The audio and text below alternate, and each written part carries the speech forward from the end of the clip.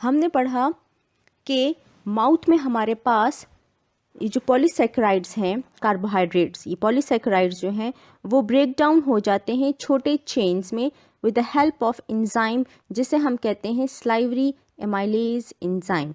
उसकी मदद से ये पॉलीसैकेराइड्स ब्रेक डाउन हो जाते हैं और कन्वर्ट हो जाते हैं छोटे चेन्स में, जिन्हें हम कहते हैं डेक्स्ट्रिन। जितनी ब्रेक डाउन होनी होती है वो माउथ में हो जाती है, जितनी ब्रेक डाउन कार्बोहाइड्रेट की होनी होती है, जितनी डाइजेशन होनी होती है वो हो जाती है। जो रह जाते हैं फिर वो आगे प्रोसीड करते हैं और मूव करते हैं और पहुंचते हैं स्टमक तक।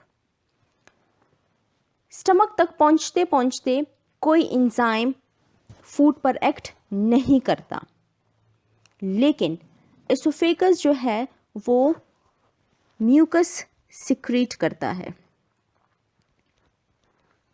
म्यूकस सिक्रीट करता है जो कि इस फूड पार्टिकल्स को, जो कि इस डेक्स्ट्रिन को क्या कर देता है, लुब्रिकेट कर देता है, ऑयली कर देता है, स्लिपरी कर देता है, ताकि ये आसानी से मूव कर सके और स्टमक तक पहुंच जाए।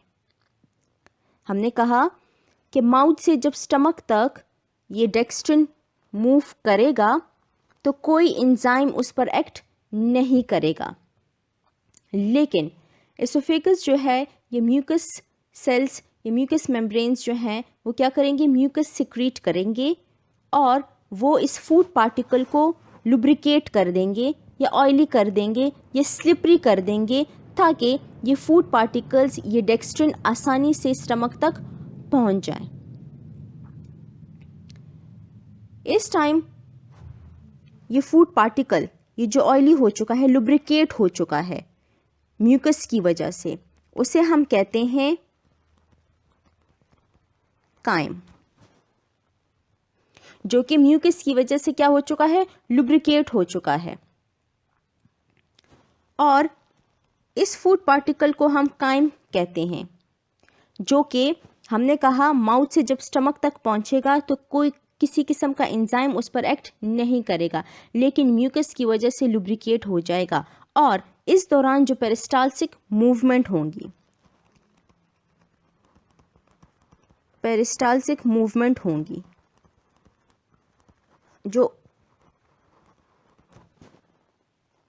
जो इनवॉलेंट्री मूवमेंट्स होंगी, राइट, जो पेरिस्टाल्सिक मूवमेंट्स होंगी, उसकी वजह से ये फूड पार्टिकल, ये डेक्स्ट्रिन जो है थोड़ा सा यूनिफॉर्म हो जाएगा। और उस फूड पार्टिकल जो यूनिफॉर्म हो चुका है, जो लुब्रिकेट हो चुका है, उसे हम कहते हैं काइम। अच्छा जी, तो स्टमक तक पहुंचते पहुंचते ये माउथ का जो एंजाइम था स्लाइवरी एमाइलेज, वो अपना फंक्शन स्टॉप कर देता है। हमने कहा कि स्टमक तक पहुंचते पहुंचते ये जो माउथ का एंजाइम था स्लाइवरी एमाइलेज, वो अपना फंक्शन स्टॉप कर देता है, वो अपना फंक्शन रोक देता है, क्योंकि स्टमक के एसिडिक एनवायरनमेंट में, स्टमक के एसिडिक एनवायरनमेंट में ये स्लाइवरी एमाइलेज अपना काम नहीं कर सकता, अपना फंक्शन परफॉर्म नहीं कर सकता। फिर फूड पार्टिकल्स या कार्बोहाइड्रेट्स जो हैं वो स्टमक से आगे प्रोसीड करते हैं और मूव ऑन करते हैं इंटेस्टाइन तक, और इंटेस्टाइन तक पहुंच जाते हैं। कार्बोहाइड्रेट के डाइजेशन में हमने कहा कि माउथ में हमारे पास स्लाइवरी एमाइलेज की मदद से पॉलीसैकेराइड्स, ये जो बड़े बड़े कार्बोहाइड्रेट्स के मॉलिक्यूल्स थे, पॉलीसैकेराइड्स कन्वर्ट हो जाते हैं छोटे मॉलिक्यूल्स में, वह ब्रेक डाउन हो जाते हैं स्मॉलर मॉलिक्यूल्स में और डेक्स्ट्रिन में कन्वर्ट हो जाते हैं। उस स्मॉलर चेन या स्मॉलर पार्टिकल्स को हम कहते हैं डेक्स्ट्रिन। फिर फर्दर आगे मूव करते हैं और स्टमक तक पहुंचते हैं और लुब्रिकेट हो जाते हैं या पेरिस्टाल्सिक मूवमेंट की वजह से थोड़े से यूनिफॉर्म हो जाते हैं, और उन carbohydrates, uniform form of carbohydrates, जो छोटे कार्बोहाइड्रेट्स को हम कहते हैं काइम। फिर हमने कहा के स्टमक से फर्दर प्रोसीड करते हैं और पहुंचते हैं कहाँ पर, इंटेस्टाइन में। ये कार्बोहाइड्रेट्स या फूड आगे प्रोसीड करते हैं स्टमक से और इंटेस्टाइन तक पहुंच जाते हैं। इंटेस्टाइन में हमारे पास, स्मॉल इंटेस्टाइन में हमारे पास 3 पार्ट्स हैं, ड्यूडेनम,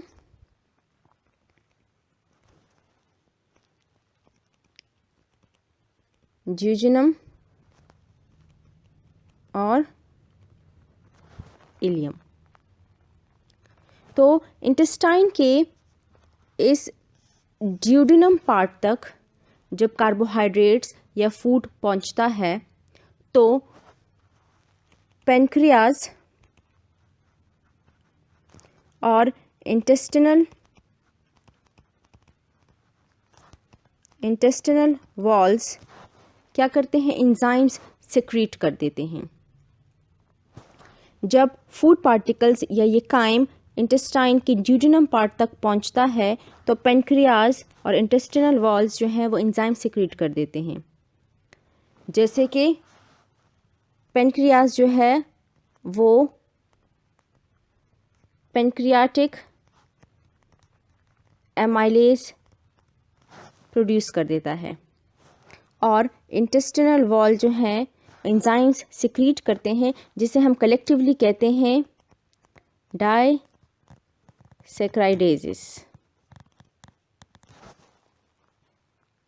जो कि कार्बोहाइड्रेट्स के बड़े मॉलिक्यूल्स को कंप्लीटली ब्रेक डाउन कर देता है और छोटे पार्टिकल्स में कन्वर्ट कर देता है, जिसे हम कहते हैं मोनोसैकेराइड्स।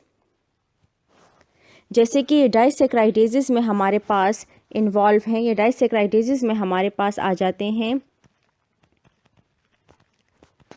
माल्टेज, जो कि माल्टोज पे एक्ट करता है और उसे अपने कंपोनेंट्स या मोनोसैकेराइड्स में ब्रेक डाउन कर देता है। जैसे कि सुक्रेज, जो कि सुक्रोज पे एक्ट करता है और उसे अपने कंपोनेंट्स, अपने मोनोसैकेराइड्स में ब्रेक डाउन कर देता है, अपने मोनोमर्स में कन्वर्ट कर देता है। जैसे कि लैक्टेज, जो कि लैक्टोज पे एक्ट करता है और उसे अपने मोनोमर्स या मोनोसैकेराइड्स में कन्वर्ट कर देता है। तो जब फूड पार्टिकल्स या कार्बोहाइड्रेट्स इंटेस्टाइन के इस ड्यूडेनम पार्ट तक पहुंचेंगे तो पैनक्रियाज और इंटेस्टिनल वॉल्स जो हैं वो अपने एंजाइम सिक्रीट कर देंगे और जो बड़े मॉलिक्यूल्स हैं फूड के या कार्बोहाइड्रेट्स के, उनको फर्दर ब्रेक डाउन कर देता है। इसका मतलब स्मॉल इंटेस्टाइन तक या इस ड्यूडेनम पार्ट तक पहुंचते पहुंचते कार्बोहाइड्रेट्स या फूड की तमाम ब्रेक डाउन हो जानी चाहिए।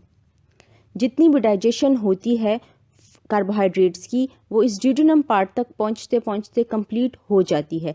माउथ से लेकर ड्यूडेनम तक डाइजेशन का प्रोसेस कंप्लीट हो जाता है, क्योंकि इसके बाद हमारे पास एब्जॉर्प्शन का प्रोसेस स्टार्ट हो जाता है through blood stream, right. Absorption का प्रोसेस स्टार्ट हो जाता है। इस वाले पार्ट तक जितनी डाइजेशन हो जाती है वो कंप्लीट हो जाती है। फूड पार्टिकल्स या कार्बोहाइड्रेट्स डाइजेस्ट हो जाते हैं, अपने कंपोनेंट्स में डिवाइड हो जाते हैं, अपने मोनोमर्स में कंप्लीटली ब्रेक डाउन हो जाते हैं और इसके बाद हमारे पास एब्जॉर्प्शन का प्रोसेस स्टार्ट हो जाता है, चाहे वो एक्टिव ट्रांसपोर्ट के थ्रू हो, चाहे वो पैसिव ट्रांसपोर्ट के थ्रू हो, चाहे वो सिंपल डिफ्यूजन के प्रोसेस से हो, चाहे वो फैसिलिटेटेड डिफ्यूजन के प्रोसेस से हो। तो इसके बाद हमारे पास एब्जॉर्प्शन हो जाती है और बॉडी को जहाँ कहीं ज़रूरत होती है वहाँ इनकी ट्रांसपोर्टेशन हो जाती है, मतलब बॉडी को एनर्जी मिल जाती है।